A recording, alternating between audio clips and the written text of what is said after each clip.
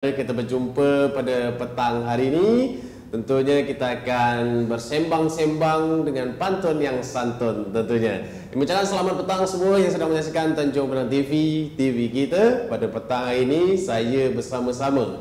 Ini tak tahu nak disebut apa sebab merah, kuning, hijau di langit yang biru. Ya juga Mungkin kalau biasa kita berjumpa di acara serumpun. Nah, ini bukan serumpun petang pakcik-pakcik. Beda cerita. Walaupun tetap saya juga ya bersama angkata ataupun nama asli Al-Naziran Syaputra. Sebelum kita berbincang-bincang lebih lanjut tentang bagaimana kita berbincang tentang pantun yang santun pula tentunya. Kita nak perkenalkan dulu satu-satu. Ini ada sebelah kanan warna merah. Yang mana yang ini? Ya. Merah, kuning, hijau di langit yang biru. Saya.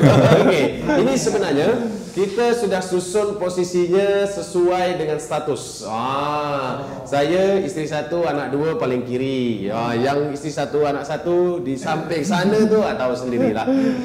Okey, silakan Cik Dendra yang sebelah kanan saya. Kata orang begini kan, bunga sekuntum tumbuh di laman. Saya. Daun salam tumbuh di kota. Saya. Assalamualaikum saya ucapkan Saya. sebagai salam berkata. Assalamualaikum warahmatullahi wabarakatuh. Waalaikumsalam warahmatullahi wabarakatuh. Orang tu Saya. asik katun denganlah katun. Katun dibawa ke Tanjung Omong. Iya. Sebelum kita berpantun-pantun, baik kita kenalkan Saya. Cuma kalau saya tengoklah dengan Cik Rendra pada petang hari ini, nampaknya agak lain sikit. Apa tu? Sebab ombak pecah pancing pelata. Kuat pula nampaknya ombak mendebun. Saya tengok berbaju merah berkacamata macam orang nak nyalon gubernur. Ya. Boleh kalau saya nak calon gubernur. Okey. Nah, ini berpacakan pasal pantun, no politics. Ya. Nah, itu kias-kias. Saya pun sebenarnya gubernur juga. Gubernur daripada pantun. Ya, gubernur pantun. Ada presiden. Ada presiden. Kalau saya ni profesor. Oh gitu ya. Profesor pantun. Saya. Presiden, gubernur, profesor. Tuh, Jadi okey. balik tadi kenalkan nama tu kan. Begini kata orang. Kata orang. Kata orang terhadap saya kalau tuan pergi ke kebun, terbang tinggi si burung gagak. Saya. Saya ni biasa dipanggil Hang Rabun. Orang ganteng lagi kacak. Kacak atau kecak? Kacak Atau kecak? Air laut masin sorang. Betul, memang macam gitulah kan. Kalau tak masin serang siapa yang nak nampak? Iya juga betul. Jadi tuan hamba, Ah. kalau tuan ke Tanjung Omong, Saya. jangan pergi di petang hari. Ah. Saya sudah kenalkan nama, sila tuan-tuan lagi. Masya-Allah. Masa kenalkan nama? Tadi sudah. Hang Rabun, ingat. Hang Rabun. Terima kasih. Ini yang sebelah kanan saya Cik Rendra. Ini saya kenal dia sedari dalam perut lagi kami sudah berkomunikasi melalui alam roh. Luar biasa memang mereka ni. Ini Cik Rendra biasa dulu kita panggil dia Hang Rabun sebab dia berkacamata empat. Yang di kanan baju warna kuning-kuning. Ini biasa. Kalau kata orang nak mengetam-ngetamlah bulut. Jangan sampai dahannya patah. Ya. Kalau biasa songket di atas lutut pertanda orang belumlah nikah. Itu dia. Ini ada nak dipanggil cik belum boleh. Sebab dia belum berkahwin lagi. Baiklah. Dinda saja sekolah seperti itu. Baik kata orang tu burung punai di atas batu. Tempat bersarang burung tempur. Nampaknya sebelah kiri saya sudah beristeri satu. Saya doakan nanti kelak dapat isteri dua. Kalaulah kami sampai beristeri dua terbang tinggi anak tempur, jangan sampai hinggap di kain. Saya. Sampai kami berbini dua nanti korang tak dapat kahwin. Iya juga. Tapi tuan begini, kalau tuan mudik Melaka, jangan tuan bawa ketupat. Kami tak nak berbini dua, kami nak berbini empat. Iya. Kalau nampak-nampaknya, kalau nak pancing pakailah tuntun, mereka dapat ikan gulama. Kalau ini dipotong terus dengan pantun, tak dapat dia kenalkan nama. Iya, kalau kata orang bilang tu kan asyik kakap denganlah kakap, mari tuan sampai ke daik. Asyik engkau orang aja nak bercakap, lama-lama aku nak naik balik. Asyik. Ikan bernama si ikan sepat. Saya. Sepat diam dalam perigi. Orang berdua ni saya pun nak berbini empat. Kita semua belum punya. Iya, tunggulah dulu. Saya faham tersebab apa dia lambat menikah. Karena kalaulah dikerat-kerat si ikan delah, jangan sampai terkena tepian kain. Saya. Kenapa dia ni lambat-lambat menikah? Perajuk sangat jadi susah nak kahwin. Kata orang tu. Sila kenalkan nama. Nikah belum? Kenalkan nama pun. Iya. Pulang di dalam luka. Mari ditangkap di waktu pagi. Kalau korang asyik cakap pasal nikah ni, topik ni tak siap sampai pagi. Baiklah, kalau begitu kata orang tu, saya akan kenalkan nama. Perkenalkan nama saya Barozi. Muka sipit Melayu asli. Kata orang tu bijak bestari. Tapi tak apa, masih jomblo, belum berbini lagi. Itu dia. Terbang tinggi anak ikan gulama. Ikan bernama ikan gulama, sayang ikan sudah dibelah. Kawan ni sudah kenal nama, saya pun sudah kenal nama. Silakan pula yang baju biru. Baik, kalau kata orang bilang tu Cik Abang, apa tanda sebatang kayu tumbuh pula rumah Cik Eton. Hai tuan saya. Baik, kalau kata orang bilang tu, kalau sepatah perkara nama ni, apa tanda sebatang kayu tumbuh pula rumah Cik Eton. Memanglah ini tabiat adat orang Melayu. Ndak bercakap gini pun dah pakai pantun. Ya. Ya. Manalah sama si pokok pakai. Awak ni orang Melayu, nampak kemana KTP orang Bugis. Memang kat KTP dia bertulis ke? Tak ada. Baik, saya kenalkan nama ya. Baik, kalau kata orang bilang tu asal dulu si Indragiri. Di sana pula si Kuala Tungkal. Zainal nama diberi, Kampung Bugis pula tempat tinggal. Begitulah kata orang bilang. Cik Abang, perkenalan saya. Tentu dia nak kenalkan nama saja. Sebab nak kenalkan isteri belum ada. Baik, macam-macam di mana saja berada, ini tentu yang sedang menyaksikan Tajuk Bintang TV petang hari ini, kita akan membahas apa itu pantun, bagaimana itu pantun, dan itu kita harus tahu bila itu pantun dibudayakan, bagaimana sejarahnya pantun itu ya. Dan kita bincang-bincang dengan Pak Profesor. Profesor berat. Gelar baru pula. Kita sama-sama, jadi kalau dah berkumpul 4 ini makcik-makcik, kenapa kalau nak pancing si ikan sepat, ikan dapat bersusun-susun. Kalau dah berkumpul kami ni 4, tak jauh pasti tentang pantun. Ya. Cik Rendra, Saya sendiri. kita berkisah pantun ni, kan banyak pantun ni. Ada pantun Betawi, ada pantun Minang, macam-macam. Bahkan Bugis pun saya dengar ada pantun juga. Sunda juga ada. Sunda juga ada pantun. Jadi pantun ini secara singkat dan biasa orang tahu adalah tradisi lisan. Saya nak tahu dulu, macam mana Cik Rendra nak bagikan apa pantun sebenarnya? Kalau kata orang, terima kasih Cik Rendra. buka kunci tu. Jadi kalau kata orang, ada seorang budayawan yang kita kenal sesama, nama dia almarhum Tenas Effendi, dalam sebuah pantun, apa guna orang bertenun untuk membuat pakaian nikah? Apa guna orang berpantun untuk menyusun petuah dan aman? Kalau tupu kat sini ada tuan. Saya boleh baca. Itu buku saya. Boleh. Jadi mengutip ya. Jadi mengutip apa yang dikatakan almarhum Tenas Effendi, memang pantun ni kalau tersirat dari pantun tadi, dia adalah benar kata Tuan Abu tadi, dia adalah tradisi lisan yang dahulu digunakan masyarakat Nusantara. Jadi bukan hanya masyarakat Melayu, Nusantara. Dari Sabang sampai Merauke, yang Nusantara tu hari ini kita kenal dengan Indonesia. Begitu juga yang seantero Asia Tenggara, yang masih ada rumpun Melayu, menggunakannya sebagai alat komunikasi. Jadi sebagai bahasa. Maka dia ada beberapa ahli mengatakan bahawa pantun itu berasal dari kata tuntun. Dari kata tuntun. Tapi tuntun di sini adalah menuntun ya, bukan tuntun pancing. Bukan. Itu pumpun. Tuntun. Ada juga. Ada tuntun bawah boksit. Ada juga ahli yang mengatakan bahawa pantun itu berasal dari kata pan dan tun. Jadi berbagai macam tulisan ilmiah yang kita baca, para ahli menjelaskan bahawa memang pantun itu adalah komunikasi untuk penuntun. Penuntun itu apa? Artinya di dalam pantun itu ada bahasa pengantar, ada bahasa adat, ada bahasa yang sopan dan santun dan sebagainya. Jadi memang dahulu sebelum pantun yang kita kenal sebagai tradisi sastra, tradisi tulisan, dia dulu berkembang di masyarakat sebagai tradisi lisan.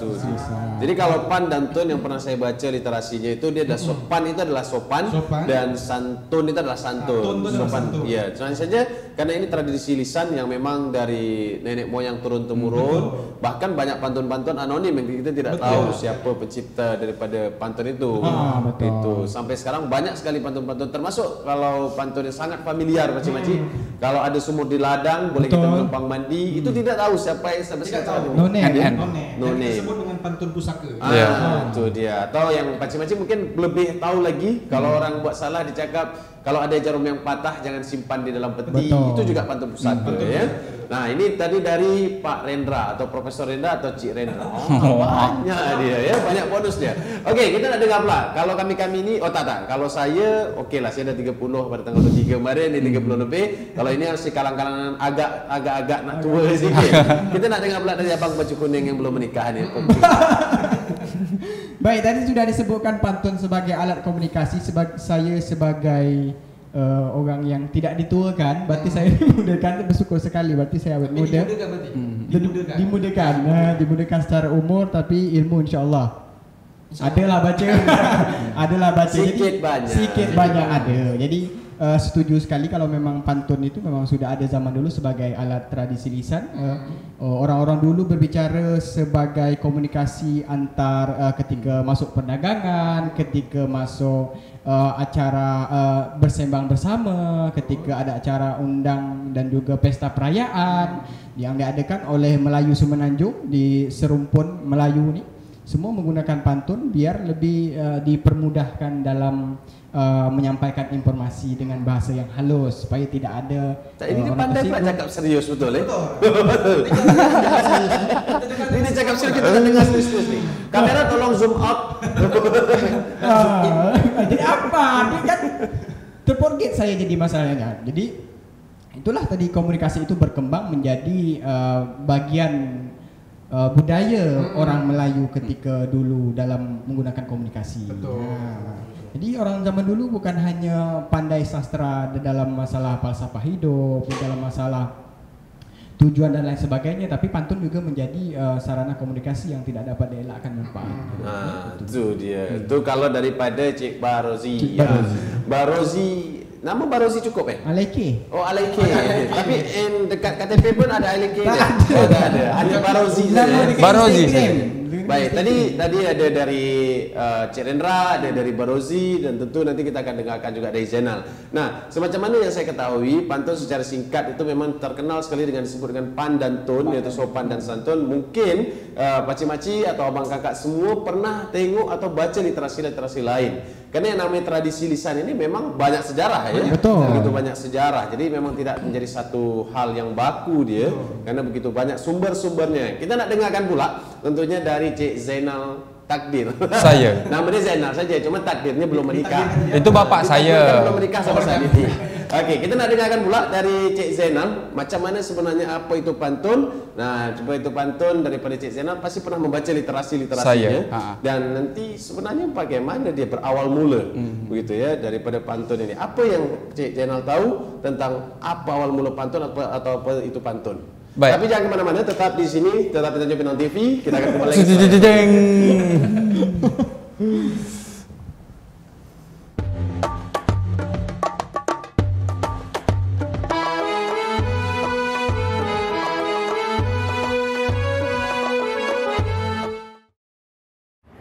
Untuk mencegah penularan virus corona COVID-19, patuhi aturan pemerintah untuk diam di rumah. Indonesia kuat.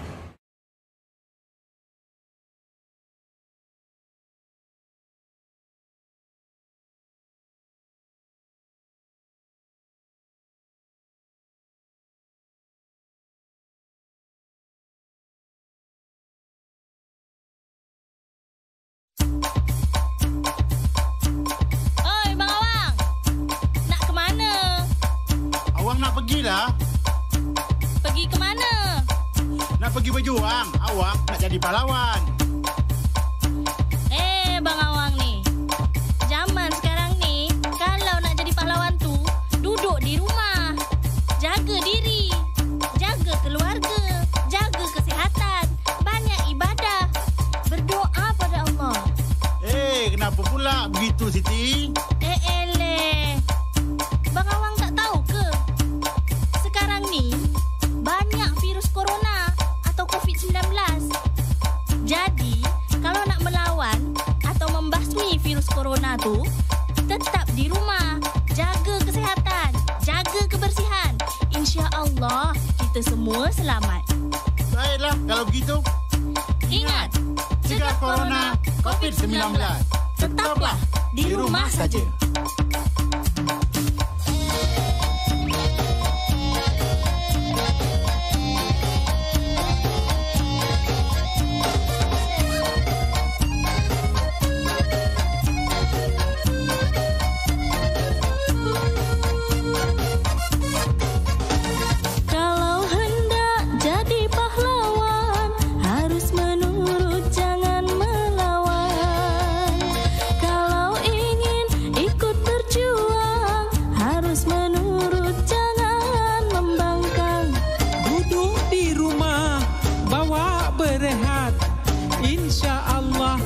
lebih selamat. Janganlah pergi kalau tak perlu. Semoga kita sehat selalu. Jangan kumpul-kumpul dengan orang ramai. Dengarkan nasihat, jangan jadi lebay. Jangan keluar rumah kalau tidak penting. Patuhi nasihat, jangan belagak jadi sangsing.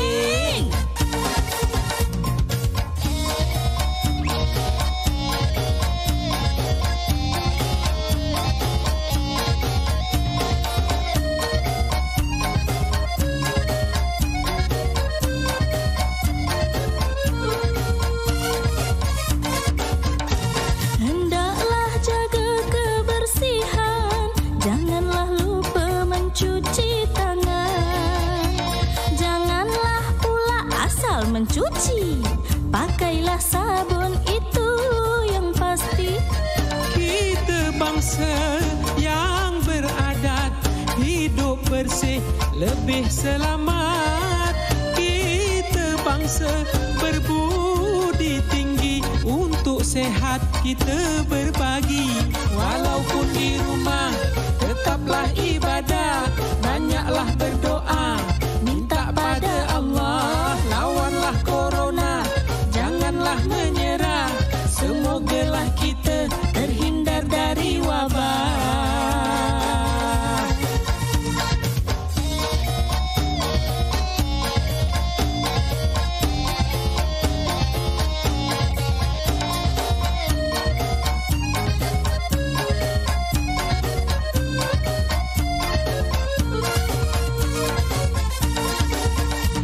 Cegahlah COVID-19, hidup bersih janganlah malas.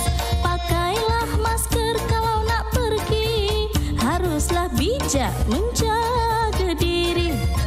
Kesehatan mahal harganya, janganlah pula buat selamba. Kita jaga semenjak dini, janganlah sampai menyesal nanti. Dalam masa libur, jangan pergi shopping. Jaga kesehatan, itu lebih penting. Dalam masa libur, tetaplah di rumah. Insya Allah kita diselamatkan Allah. Walaupun di rumah, tetaplah ibadah. Banyaklah berdoa, minta pada Allah. Lawanlah corona, janganlah menyerah. Semogalah kita terhindar dari wabah. Dengar tuan, jangan nak degil. Baiklah bang mulai sekarang awak ikut aturan. Cegah corona, tetap di rumah.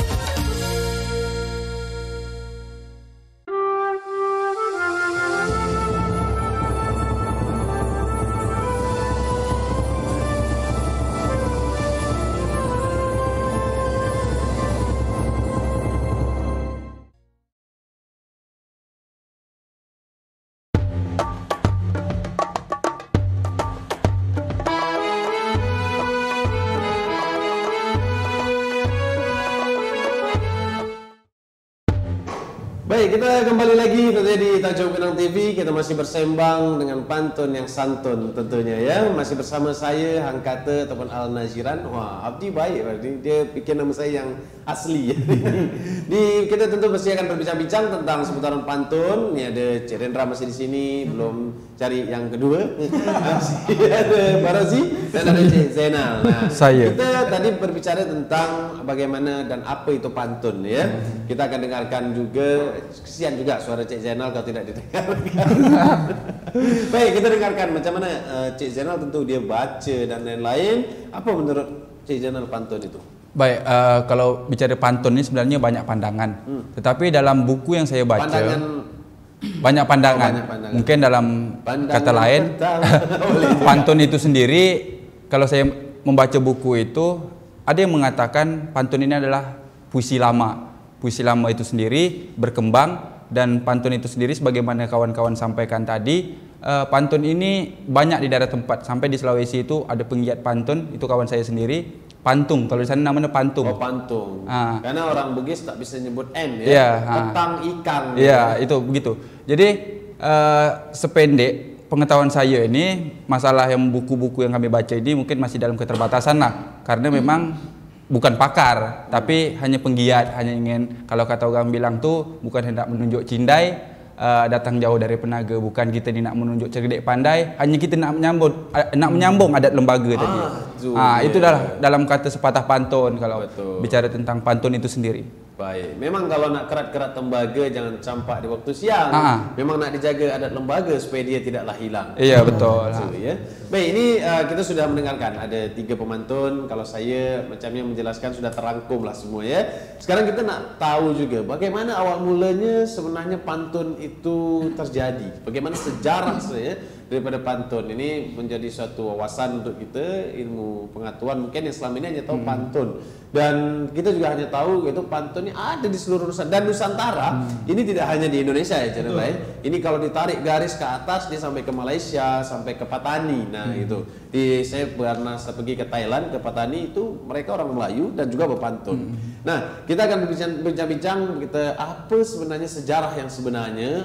Tapi nanti kita bolehlah cari-cari literasi lain. Seperti saya sampaikan, banyak sumber tentang pantun, namanya juga tradisi lisan ya. Jadi banyak hal, banyak literasi, banyak sumber-sumber dan lainnya. Cik Rendra, apa sejarahnya sebenarnya? Baiklah, jadi sejarah pantun ya.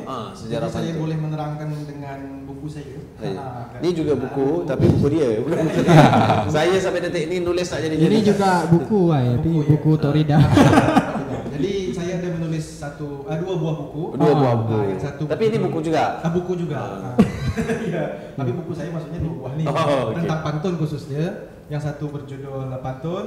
Dan yang satu nih buku yang terbaru yang. Ini judul dia Tekstium. Itu penerbit. Penerbit. Yang tengah-tengah. Tekstium. Jadi buku saya baru saya tulis dan insyaallah akan terbit di bulan ini mungkin. Amin. Jadi kalau ini yang ada di status WhatsApp kemarin ya. Mungkin insyaallah. Jadi kalau berkata tadi atau menjawab pertanyaan sejarah tadi, memang kita harus melihat pantun itu, benar kata Tuan Hang kata, memang referensi tentang pantun itu banyak sekali. Tetapi banyak pengkaji-pengkaji pantun itu memang hari ini kita peliknya begini, pengkaji pantun itu kebanyakan orang-orang berada di luar. Nah, seperti ada nama Thomas Philip. Bahkan bukan Melayu ya. Ada Thomas Philip dengan beberapa referensi atau karya ilmiahnya menulis tentang pantun. Thomas Philip ini orang budak mana nih? Yang pasti dia bukan orang. Ya, berarti Eropa ada sebuah jurnal saya membaca yang bertulis judul tulisannya itu adalah Phonology and Semantic Suppression in Malay Pantun. Amsterdam, Belanda. Belanda. Eropa ya. Jadi orang Eropa menulis tentang pantun. Ada yang paling juga terkenal yaitu Wilkinson dengan judul bukunya Malay's Pantun. Nah, ada Winstead dan lain sebagainya. Nah, itu bercerita tentang pantun. Tapi kalau kita berbicara masalah sejarah, ada 2 yang perlu kita lihat. Pertama, pantun dari sisi sejarahnya sebagai tradisi lisan. Kalau sebagai tradisi lisan memang tak bisa kita jangkau. Karena sejak ada masyarakat Nusantara tadi, dia berkomunikasi, bertutur, maka sejak itulah pantun diucapkan. Artinya apa? Sejak manusia itu bangsa Melayu ada, bangsa Melayu yang ada di Nusantara ada, dan dia mulai berkomunikasi dan mulai dari itulah pantun digunakan. Artinya kita tidak tahu berjangka mulai dari mana. Nah, dimulai pada titik mana pun kita tidak pernah tahu. Batasannya adalah dimulai peradaban Melayu itu. Artinya kita ketahui kalau di Nusantara ada peradaban kerajaan tertua, Kutai Kartanegara, Sriwijaya dan sebagainya. Jadi sejak zaman itu pasti ada pantun digunakan. Sudah ada dengan pantun. versi masing-masing. Dan terlebih lagi kalau kita kenal ada kerajaan Tumase, Sriwijaya dan sebagainya, ada Riau Lingga, pasti pantun digunakan. Tetapi sejarah pantun sebagai karya tulis itu bisa kita jangkakan, bisa kita sebagai karya tulis bukan tradisi lisan. Atau bisa kita kenal dengan tradisi lisan. tulisan. Karena ada bukti otentik. Ada bukti otentik, ada bukti di manuskrip. Jadi saya tulis di buku saya, yang pertama sekali pantun tertulis itu secara tertulis itu ada di kitab Sulalatus Salatin. Nah, karya Raja Ali Haji. Mohon maaf, Sulalatus Salatin itu Tun Sri Lanang. Tun Sri Lanang. Tufat Al-Nafis Raja. Iya. Sulalatus Salatin itu atau lebih kita kenal dengan sejarah Melayu dalam penerjemahannya. Dia mencatat kitab itu sekitar ditulis oleh Tun Sri Lanang pada kurun abad 16-17 Masehi. Itu lebih kurang tahun 1600. Nah, jadi 1600 tapi sudah kitab tertulis. ini membahas tentang alam ilmiah atau? Ya, ini artinya kitab sejarah. Kitab sejarah Yang ditulis oleh Tun Sri Lanang, dan itu manuskrip sejarah yang hari ini digunakan sebagai referensi kita belajar peradaban Melayu dari Bukit Siguntang sampai kepada Kerajaan Melaka. Nah, di dalam buku itu tertulis ya, jadi tertulis satu buah pantun yang berbunyi begini. Telur itik dari Senggora, pandan tersandar di batang hari. Darahnya titik di Singapura, badan terhantar di Langkawi. Nah, sumber pantun ini adalah buku Tufa An-Nafis karangan Tun Sri Lanang. Tun Sri Lanang siapa? Bendahara Kesultanan Johor. Pada masa itu Pada masa itu, lebih kurang tahun 1500-an. Sekarang tahun 2020. Berarti lebih kurang 500-an tahun. 500-an tahun. Jadi dari manuskrip tertua itulah kita bisa tahu, disitulah pantun tertulis mulai ada. Saya pernah baca juga selain di buku saya, ada buku dari karangan orang Malaysia, kumpulan pantun, dan dia menjelaskan juga sama seperti yang saya jelaskan. Nah, berdasarkan kitab Tuhfat Al-Nafis juga. Dia bukan Tuhfat Al-Nafis, Sulatus Salatin. Pantun itu kenapa ditulis? Jadi buku Sulatus Salatin itu bukan menceritakan tentang pantun, tapi sejarah tentang peradaban Melayu. Mulai dari Sri Tribuana, mulai dari Bukit Siguntang sampai dengan Kerajaan Melaka. Tapi pantun ini menceritakan tentang dibunuhnya seorang ulama. Jadi ceritanya dibunuhnya seorang ulama. Pantun yang tadi kita bacakan. Ya, yang berbunyi telur itik dari Senggora, pandan tersandar di batang hari, darahnya titik di Singapura, badan terhantar di Pulau Langkawi. Nah, cerita pantun ini berkaitan dengan terbunuhnya Tun Janakatip, seorang ulama Pasai yang datang pada kerajaan Temasi. Nah, Temasi itu sekitar tahun awal-awal sekali, sekitar tahun 1300. Nah, jadi kejadiannya 1300, dicatat 1500. Nah, kejadiannya lebih kurang tahun 1300 tercatat di 1500. Tercatat sebagai pantun dan dikisahkan dalam pantun itu sekitar tahun 1500. Berarti lebih kurang 200 tahun kemudian ya. Tercatat dan ditulis oleh Tun Sri Lanang. Nah, itulah pantun sebagai tradisi tulis yang paling tertua yang kita temui dari manuskrip. Nah, mungkin pasti encik-encik dan tuan-tuan di luar sana mungkin ada referensi-referensi yang menjelaskan lain. Saya kira pasti bisa jadi dasar juga. Tentu banyak literasi ya. Betul. Karena memang tradisi lisan ini sesuatu yang tidak bisa kita jangka betul-betul bila dia betul-betul terbit atau bila berawal mulanya. Ini memang hal yang agak sulit. Betul. Baik, baca-baca semua pemirsa Tanjung Pinang TV, kita masih akan berbincang-bincang tentunya bagaimana sejarah. Nah, tadi Cik Rendra Setiadi Harja, beliau ini juga sebenarnya salah satu dosen di salah satu sekolah tinggi di Tanjung Pinang. Saya tak berani sebutkan merek, lagi pendaftaran. sebutkan merek. Ya, tidak berani sebutkan merek sebab ini lagi pendaftaran mahasiswa baru. Oke. Nah, itu salah satu dari literasi yang pernah dibaca oleh Cik Rendra Setiadi Harja. Bagaimana ini berawal mula secara lisan dia tidak bisa dipastikan ya. Tidak bisa dipastikan, namun secara manuskrip yang ditemukan. Nah, ini sebenarnya menjadi cambuk bagi kita orang Melayu secara khususnya atau orang Indonesia, dan bagaimana seharusnya kita mendapatkan segala sesuatunya. Karena tadi kita dengar Cik Rendra cakap yang membuat penelitian ini bahkan orang luar, bukan orang kita gitu. Ini salah satunya. Apa lagi kalau orang Melayu tak dapat pantun? Itu dia. Baik. Nah, tentunya kita akan berbincang lagi. Kita nak tahu pula macam mana mungkin Cik Barozi Alaika. Dia pernah baca. Dia ni luar biasa juga. Beliau ni selain pemantun juga penyair. Kalau saya penyiar. Saya penyair yang penyiar. Gitulah kayak senonggang MPN. Putar-putar gitu ya. MPN Tuh, MPN. Memang pemantun. Memang pemantun nikah. Jadwal sampai full ya, Cik Bang ya. Jadi Cik Barozi mungkin pernah dengar sebenarnya sejarah yang tentang pantun ini berawal mula. Dari mana? Sebelum Cik Barozi saya nak dengar dari Zainal dulu. Baik. Jadi Langkau nih? Tak, saya Langkau dulu karena dia nampaknya agak mikir-mikir jodoh yang belum sampai. Kalau bicara tentang sejarah asal pantun itu sendiri, mungkin Bang Rendra sudah menjelaskan secara gamblang bahwasannya dia sudah melalui penelitian dan by riset terhadap hal-hal itu. Kalau saya ini budak kemarin sore, kalau orang Melayu bilang budak kemarin sore. Budak kemarin sore. Kemarin sore. Kalau kata orang Tanjung Pinang lah. Tegak-tegak Tengku Umar lah. Tegak-tegak Tengku Umar itu kalau tak tahu bahaya. Ya kan? Baik, kalau kata orang bilang tadi Bang Rendra sudah menjelaskan bahwasannya itu sudah terangkum saya pikir Bang. saya ini bicara tentang, saya ini hanya nak menyambungkan hanya penggiat-penggiat di lapangan begitulah. Saya juga budak baru kemarin sore, baru sekitar 2000-an inilah kami mulai berpantun gitulah. Kalau kata orang bilang tuh, saya ini orang Bugis, tapi kalau yang awak bilang tadi betul, malu jadi Melayu kalau tak bisa berpantun. Bugis saja berpantun kan gitu kan? Yang penting sebenarnya pada saat ini ya.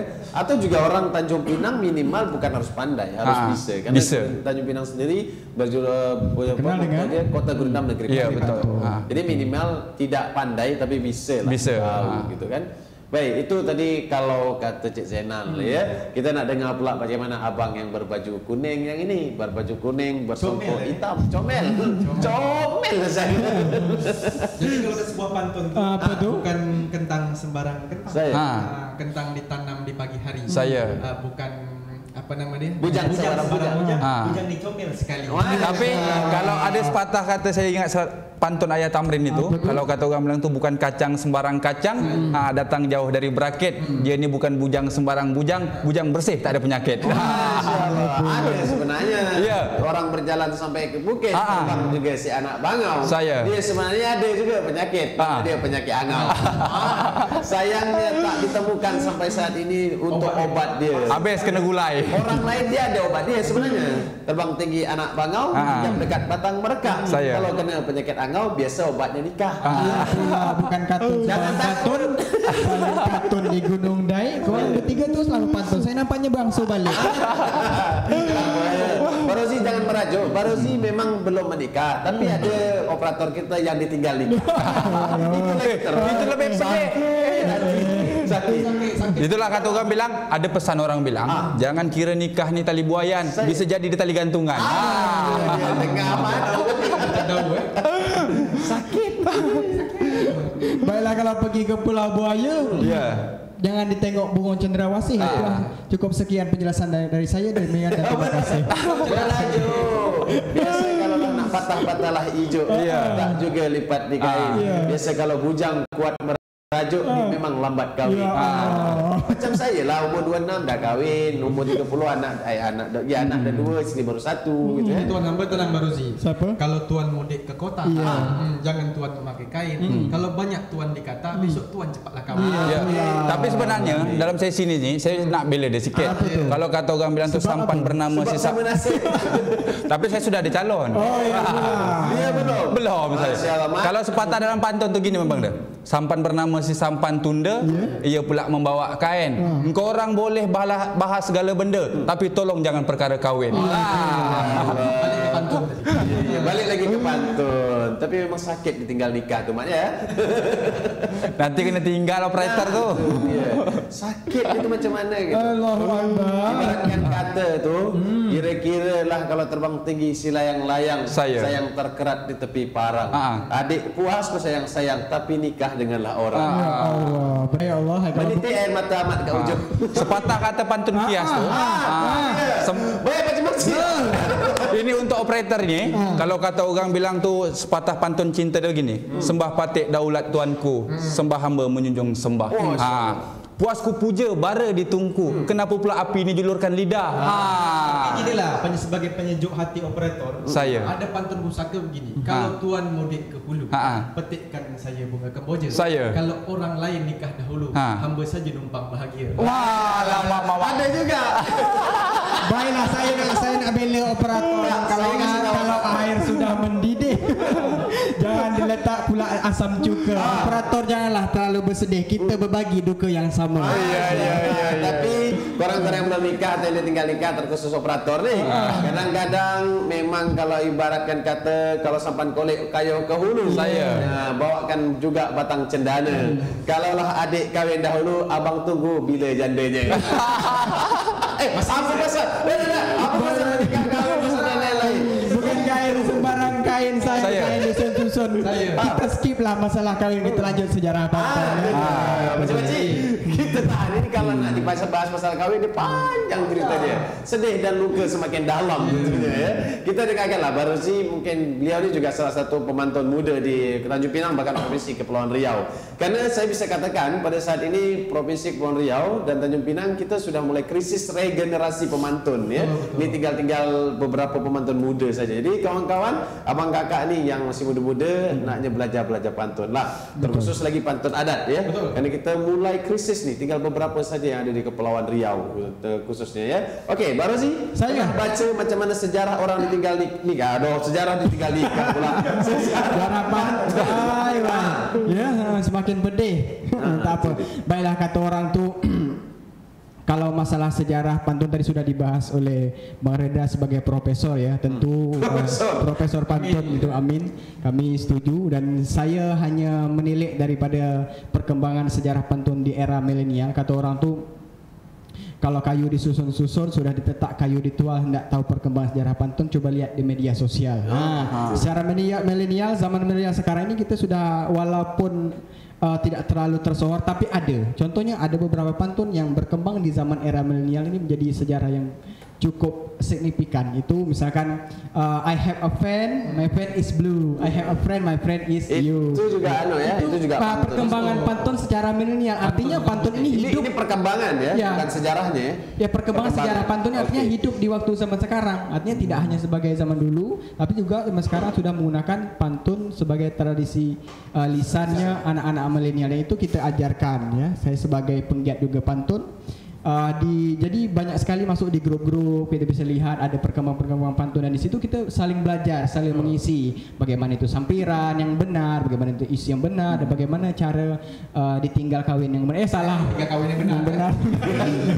Nah, itu secara minimal saya pikir sejarahnya sudah dijelaskan dengan baik tadi Bang Renda dan literasi yang lain saya pikir sudah banyak baca dan itu hampir semua sama. Lebih kurang. Jadi setidaknya perkembangan pantun dari dulu zaman sekarang itu ada. Dan itu berkembang. Dan itu bersajak tetap AB-AB ya. Dan bersajak tetap AB-AB itu yang paling penting. Nah, itu saja dari saya. Baik, terima kasih Pak Rozi. Itu dia. Jadi memang kalau nak kita tengok-tengok Pakcik-pakcik dan pemirsa Tanjung Pinang TV, kita ni kadang-kadang tidak sadar bahwa kita sedang berada atau sedang mengucapkan pantun. Karena di media sosial di era milenial seperti ini banyak sekali yang sebenarnya itu adalah pantun. Bahkan di dalam lagu banyak sekali pantun yang dibuat, cuma kadang-kadang orang tak sadar, tidak sadar bahwa itu adalah pantun. Nah, ini nampaknya kita bahas lebih lanjut lagi. Dan tentu kita di pantun itu tetap bersajak AB-AB ya. Itu dia kadang-kadang memang kita tengok pantun lama ada juga AA ya. Ada. Hanya saja secara khazanah dia seakan sedikit lemah saja ya. Sedikit lemah. Karena yang AA itu biasanya Pakcik-pakcik itu adalah ke syair. Lebih kepada syair. Kalau ke pantun dia tetap AB-AB yang indah ya. Baik, ini kita sudah bahas apa itu pantun, bagaimana awal mulanya sampai dia berkembang saat ini. Ini juga sebenarnya milenial banyak juga sebenarnya yang suka pantun. Hanya saja untuk kita orang Melayu khususnya, dalam pantun Melayu itu yang paling penting adalah kesantunan. Makanya kita bahas pada petang ini yaitu bincang pantun dengan santun tentunya. Jadi itu dia.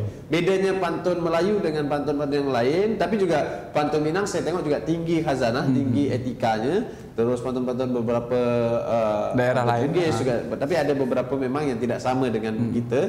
Itu memang lain, itulah lain lubuk, lain belalang, lain ikan, lain ladang, lain belalang ya. Itu dia. Nah, kita nak bahas sebenarnya tadi sudah kita bahas daripada apa itu pantun dan bagaimana budaya kita, sejarahnya tadi. Semoga nanti setelah ini kita dapat menggali lagi. Bahkan saya sampai ini masih mencari yang memang tak susah lah, yang namanya tradisi lisan sampai bila pun tak tahu. Sampai sama dengan bagaimana kita merasakan cinta pertama kali. Tak tahu di mana titiknya.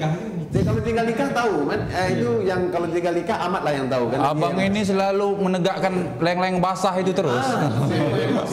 Dia tak tahu benang layang-layang sudah berubah. Nah, jadi kita nak bahas pula sebenarnya bagaimana kita ini dari awal dulu sampai sekarang membudayakan pantun. Dan di mana saja pantun itu digunakan Pakcik-pakcik ya. Kita bahas nogang terbalik. Kalau tadi Cik Rendra kita hentam, kita mulai daripada orang yang belum nikah lagi lah. Kalau merah, kuning, hijau di langit yang biru, kita mulai daripada yang biru. Cik, saya. Kebetulan kalau saya secara pribadi saat ini menjadi penggiat pantun di pantun adat ya, pantun-pantun pernikahan, meminang dan lain-lain. Oke, tak lama lagi saya S2 nih, S1 belum selesai, S2 selesai.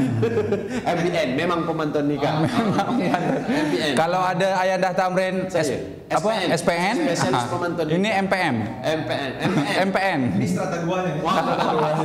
Nah, sebelum kita bincang di mana budaya pantun itu dibudayakan, sebenarnya kita punya pemantun-pemantun senior, salah satunya maestro pantun kita ya. Iya. Ada To Ali, ada To Ali, Ayanda Tamrin, ada Ayanda Tamrin Dahlan ya. Ayanda Saparilis. Ayanda Saparilis ini pemantun senior. Betul. Nah, sebenarnya Bang Rendra ini dia tak masuk lagi di kalangan kita sebab dia dah lebih tua deh. Iya. Dia di era Bang Edi ya dah. Dia era-era 80-an. Baik, saya yang Cik Jan nak tahu di mana pantun ini dibudayakan sebenarnya. Baik, kalau bicara hari ini pantun itu sendiri pada 2015 itu kami walaupun dengan kecil-kecil dengan Barozi ini kami kecil juga ya kami dengan kecil-kecil ada taman bacaan di Kampung Bugis itu sendiri. Sejak 2015 itu kami bangun Kampung Pantun Kampung Bugis. Kampung Pantun. Kalau mungkin Kampung Pantun Kampung Bugis. KPKB lah ya. KPKB. Jadi di situ kenapa keresahan sebenarnya sama yang Abang De bilang kita krisis. Tapi hari ini begitulah budak-budak ini angat-angat teh ayam kata orang itu. Sebentar enggak, sebentar tidak. Angat-angat teh ayam. Itulah kata bahasa dia kan. Alhamdulillah pemantun di Kampung Bugis itu lumayan lah kata orang bilang tuh. Banyak tidak tapi adalah. Itulah bahasa. Melayu betul lah, banyak tidak tapi ada. Kalau hari ini pantun itu digunakan saya pikir dalam lembaga adat nikah perkawinan itu sudah pasti. Seperti Abang De punya kan? Karena dia terkait adat di situ kan. Terus dalam seremonial yang selalu digunakan.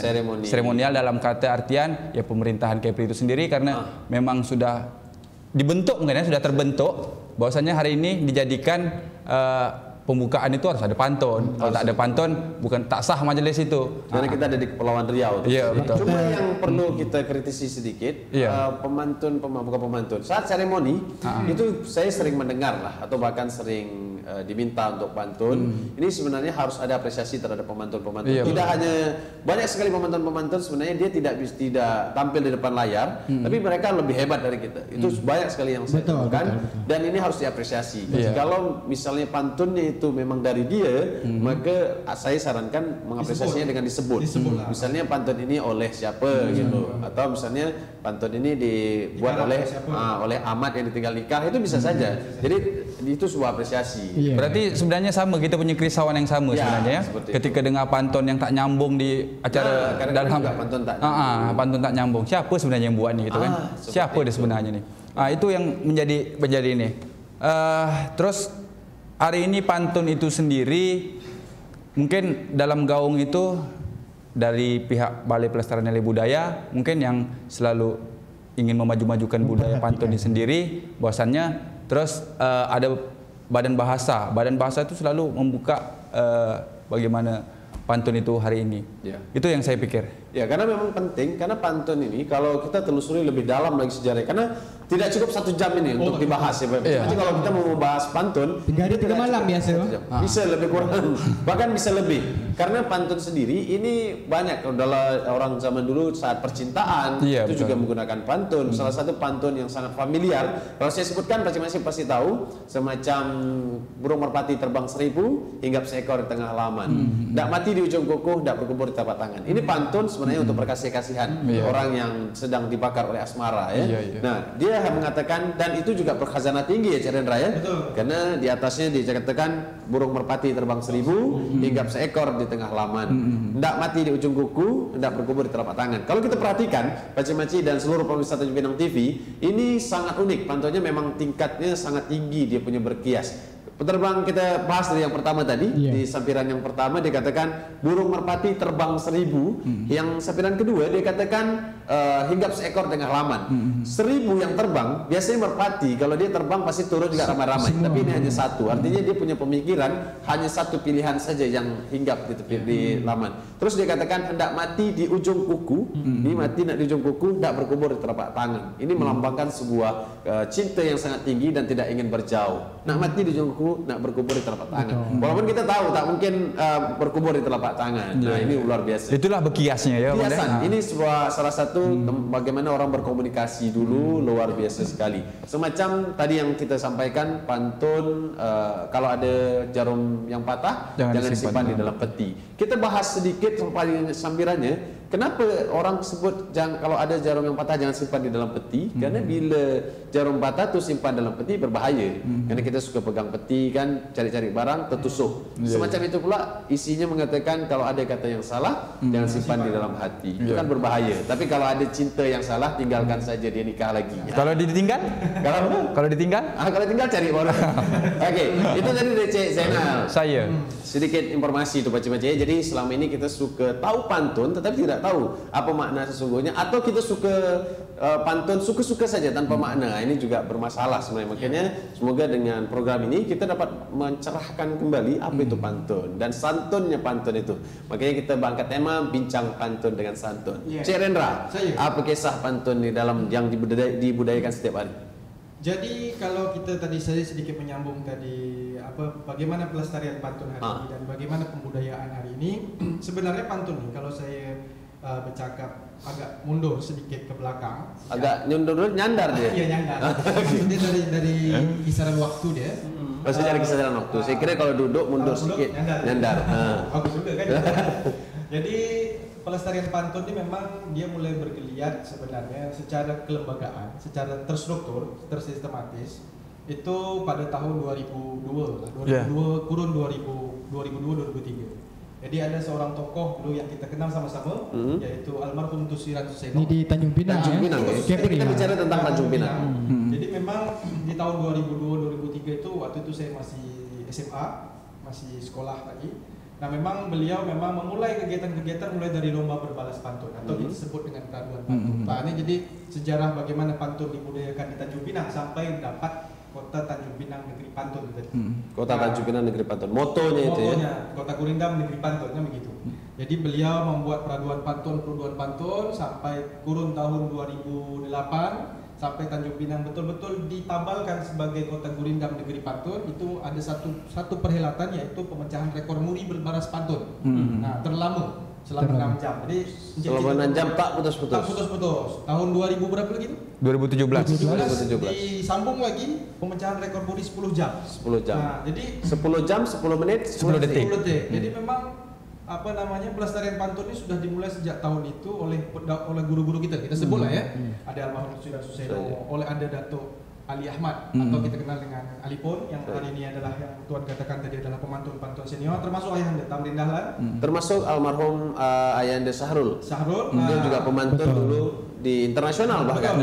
Pada Festival Melayu Internasional di Pekanbaru. Nah, itu saya pada saat itu saya ikut dan beliau salah satu menjadi pemantun dan beliau menang pada saat itu. Nah, itulah proses pelestarian pada awal-awal. Ya, sehingga hari ini lahirlah kita ini sebagai pelestari muda gitu kan. Alhamdulillah sampai hari ini memang lahirlah pemantun-pemantun muda, tapi memang benar kata Tuan tadi ada hal-hal yang perlu kita khawatirkan. Setelah kita siapa lagi? Nah, jadi itu yang penting kita melestarikan terus, belajar terus, mengembangkan, melestarikan, menyebarkan apapun medianya. Kalau hari ini dengan media sosial virtual kita bisa juga menyebarkan pantun lewat media-media itu. Betul. Nah, begitulah perkembangan pantun sampai hari ini. Dan memang dibudayakan setiap hari bisa saja ya. Dan kawan-kawan ini macam-macam pemirsa Tanjung Pinang TV tentunya juga membuat satu pantun segala macam sekarang sudah digital ya. Sudah banyak hal sekali. Jadi ketika mendapat inspirasi itu bisa langsung tulis. Kalau dulu mungkin malas mengetik, malas menulis dengan pulpen, dengan digital. Karena pantun itu saya pribadi merasakan ketika dia muncul, kalau tidak ditulis dia akan hilang. Seperti itu. Tulis saja di status segera WA. tulis. Di status WA kita bisa. Betul. Di status Facebook kita bisa. Daripada kita bercakap. Tapi di status KTP tidak bisa. Ya, kalau dia belum nikah harus nikah dulu baru bisa dirubah. Oke, itu kata Cik Rendra bagaimana pantun itu dibudayakan. Terus khusus Tanjung Pinang memang dimulai pada tahun 2002 itu lebih giat lagi ya, walaupun sebelumnya sudah ada. Termasuk tadi saya sampaikan Pak Ali itu Ali Pon, sang maestro itu saya pernah berbincang dengan beliau. Beliau memulai pada tahun 74 untuk pantun nikah. Di umurnya yang 29 tahun waktu itu.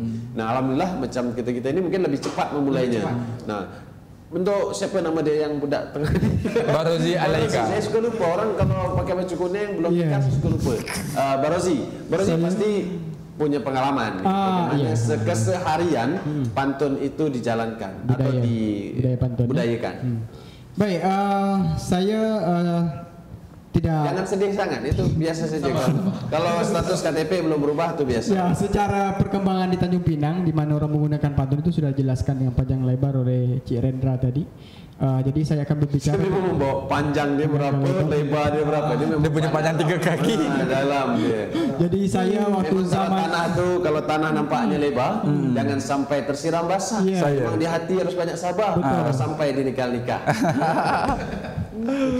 Kata belakang. Jadi saya waktu zaman kuliah, saya S1 kuliah. Tapi tetap saja belum. Sudah selesai kuliah. Alhamdulillah sudah selesai. Ada bang. Kawan kita juga sebenarnya. Tapi dari zaman saya kuliah itu pantun itu sudah berkembang. Kita beruntung di Tanjung Pinang ini, Kepulauan Riau, memiliki pemimpin-pemimpin yang peduli. Ya, dari zaman Ibu Suryatati Amanan, sebelum beliau tuh ada ayahanda beliau. Siapa nama ayahanda beliau tuh? Bapak Manan juga lah pokoknya. Abdul Manan, Bupati Kepulauan Riau. Bupati Ambil Manan.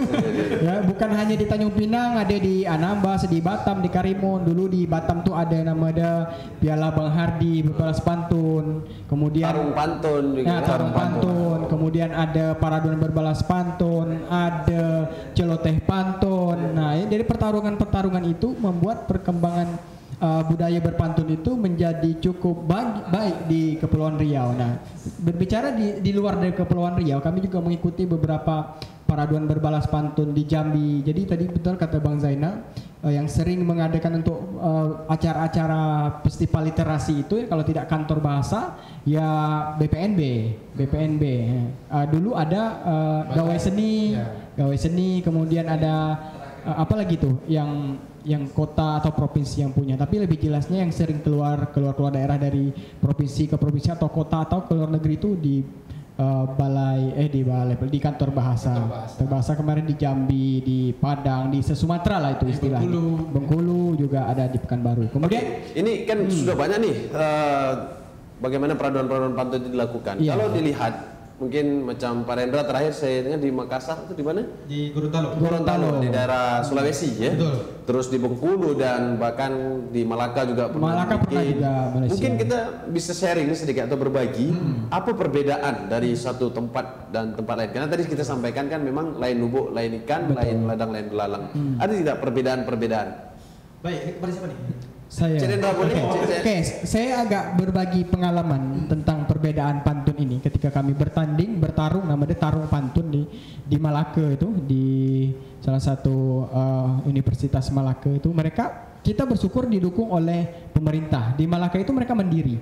Mahasiswanya tuh mandiri mau mengadakan untuk pertarungan. Jadi datang kami sama komunitas, bayar, ikut peraduan berbalas pantun di sana. Pantunnya hampir sama, tapi karena kadang ada yang kita kata-kata yang berbeda dan pada pengungkapan kita benar, pada pengungkapan mereka bukan itu maknanya. Jadi sering tersalah gitu. Pernah tampil berdua, bertiga, sekali nampil 2 orang jadi pemantun terhebat. Oke, tepuk tangan 2 orang pemantun terhebat, tapi kita tak masuk final. Bisa jadi ya? Bisa jadi. Dan anehnya di situ dia pikir, ini bagaimana caranya 2 orang pemantun handal sekaligus dapat tapi tak masuk final atau kalah dulu karena memang di dalam penilaian pantun juga ada indikator. Itu indikator itu kalau di kita di Indonesia sudah jelas. Betul, ini udah deal indikatornya seperti ini. Di sana masih agak rancu dan itu mungkin karena perbedaan kata, mungkin pilihan kata-kata yang dimasukkan ke dalam pantun atau bahkan mungkin ada satu hal ya, karena tadi kita bicara tentang pantun Melayu. Betul. Itu ada unsur etika yang sangat tinggi. Betul. Nah, jadi mungkin ada hal yang tak masuk di sana gitu kan. Nah oke, itu tadi yang disampaikan oleh Barozi, Zainal dan juga Cik Rendra. Nah Cik Rendra tadi saya sampaikan bahwa beliau ini pernah juga di Gorontalo. Kalau beliau ini sudah skalanya nasional ya, karena beliau juga di badan bahasa atau kantor bahasa Badan Bahasa ya. Nah, kita nak dengarkan bagaimana kalau menurut Cik Rendra Setia di Harja ini perbedaan-perbedaan dari satu tempat ke tempat yang lain, macam mana mungkin di Bengkulu mungkin berbeda pantunnya atau mungkin di Gorontalo berbeda atau berbeda dengan Tanjung Pinang sendiri atau Pekanbaru dan Melaka. Macam mana Cik Rendra? Baik. Okey, tahan dulu Cik Rendra, kita akan kembali setelah yang ini. Jangan kemana-mana, tetap di Tanjung Pinang TV.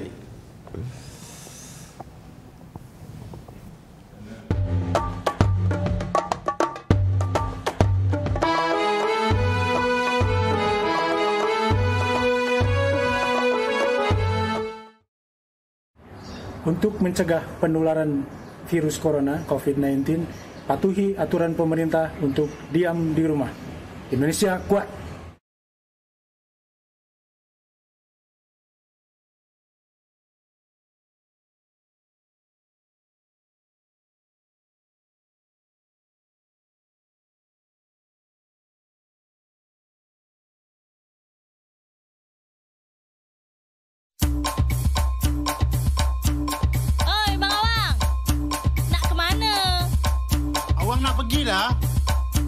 Pergi ke mana? Nak pergi berjuang. Awang nak jadi pahlawan. Bang Awang ni. Zaman sekarang ni, kalau nak jadi pahlawan tu, duduk di rumah. Jaga diri. Jaga keluarga. Jaga kesihatan. Banyak ibadah. Berdoa pada Allah. Kenapa pula begitu, Siti? Bang Awang tak tahu ke? Sekarang ni, banyak virus corona atau COVID-19. Jadi, kalau nak melawan atau membasmi virus corona tu, tetap di rumah. Jaga kesihatan, jaga kebersihan. InsyaAllah, kita semua selamat. Baiklah, kalau begitu. Ingat, cegah corona COVID-19. Tetaplah di rumah saja.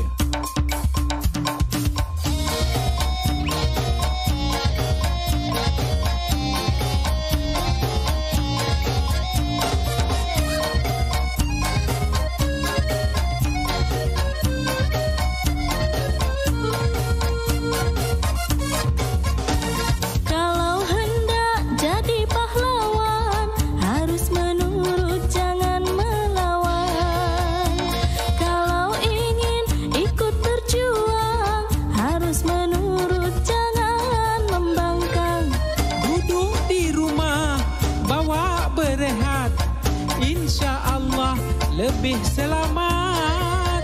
Janganlah pergi kalau tak perlu. Semoga kita sehat selalu. Jangan kumpul-kumpul dengan orang ramai. Dengarkan nasihat, jangan jadi lebay. Jangan keluar rumah kalau tidak penting. Patuhi nasihat, jangan belagak jadi sangsing.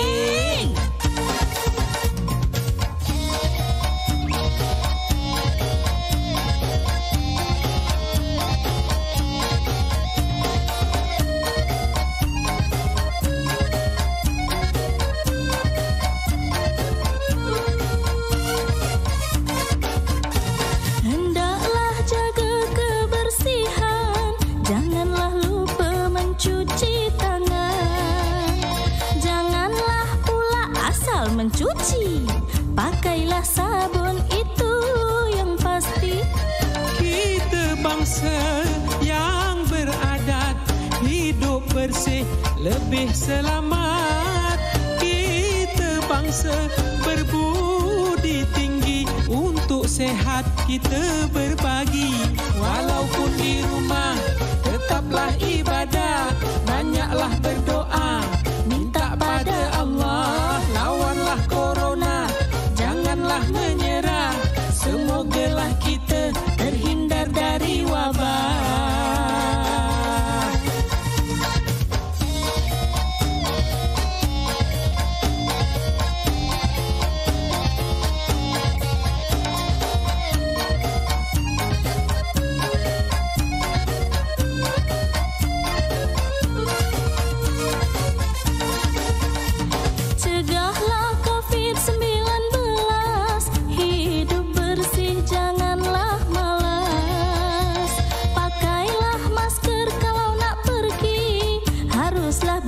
tidak menjaga diri. Kesehatan mahal harganya, janganlah pula buat selamba. Kita jaga semenjak dini, janganlah sampai menyesal nanti. Dalam masa libur jangan pergi shopping, jaga kesehatan itu lebih penting. Dalam masa libur tetaplah di rumah, insya Allah kita diselamatkan Allah. Walaupun di rumah tetaplah ibadah, banyaklah berdoa, minta pada Allah. Lawanlah corona, janganlah menyerah, semogalah kita terhindar dari wabah. Dengar tuan, jangan nak degil. Baiklah bang mulai sekarang awak ikut aturan. Cegah corona, tetap di rumah.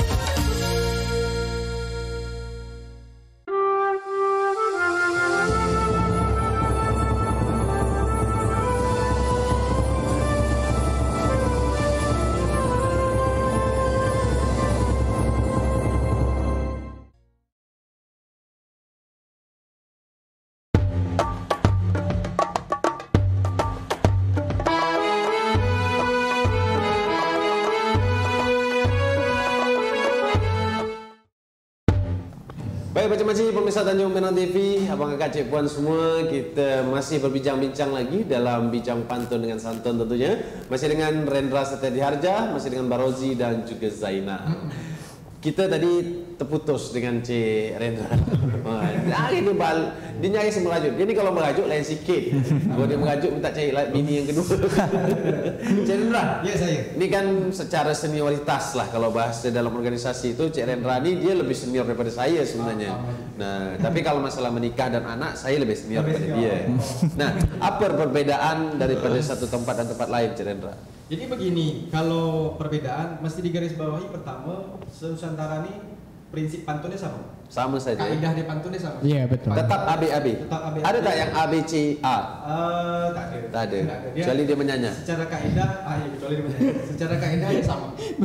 Kemudian ya secara sambilan, secara isi, secara persajakan sama. Sama ya. Cuma pertama yang berbeda dia adalah nama-nama. Nah, pengalaman saya menjadi pemateri atau narasumber di bengkel-bengkel pantun, saya pernah ke Gorontalo dan pernah ke Bengkulu. Kalau Bengkulu mungkin sama, karena kita serumpun Sumatera kan. Nah, jadi berbeda dia dialek saja, karena Melayu Bengkulu dengan Melayu kita agak berbeda Masih sedikit. sama ya. Jambi juga sama. Jambi ya? sama. Kalau serumpun Sumatera saya kira tidak ada yang signifikan perbedaannya, hanya dialek. Tetapi kalau sebenarnya juga sama, di daerah lain juga pada dialek. Kalau di Gorontalo itu prinsip kaedahnya sama. Jadi saya mengajar di sana, mereka pahami prinsip kaedah karakteristik pantunnya sama. Jadi harus 4 baris, terdiri sambilan dan isi. Terdiri dari 4 kata ya. 4 kata sampai 8. Ya itu yang rumus-rumus pantun yang pada umumnya kita pelajari pada buku-buku teks lah, sama itu. Cuma di sana ada satu istilah pantun itu, ada mereka pantun itu didendangkan. Kalau di belakang ada dondang sayang. Dondang sayang. Kalau di Gorontalo tuh ada satu istilah, saya harus buka buku karena dia pakai bahasa Gorontalo.